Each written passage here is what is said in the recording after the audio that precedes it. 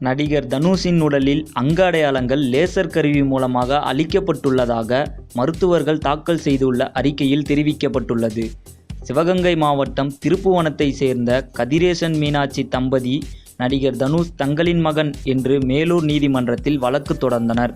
இந்த வழக்கை ரத்து செய்ய கோரி தனுஷ் மதுரை உயர்நீதிமன்ற கிளையில் மனு தாக்கல் செய்தார். வழக்கு விசாரணையின் போது கதிரேசன் மீனாட்சி தரப்பில் சில சான்றிதழ்கள் தாக்கல் செய்யப்பட்டன. இந்த சான்றிதழ்களில் உள்ள அங்க அடையாளங்கள் தனுஷின் உடலில் உள்ளனவா என கண்டறிய அவரை நேரில் ஆஜராக நீதிமன்றம் உத்தரவிட்டிருந்தது.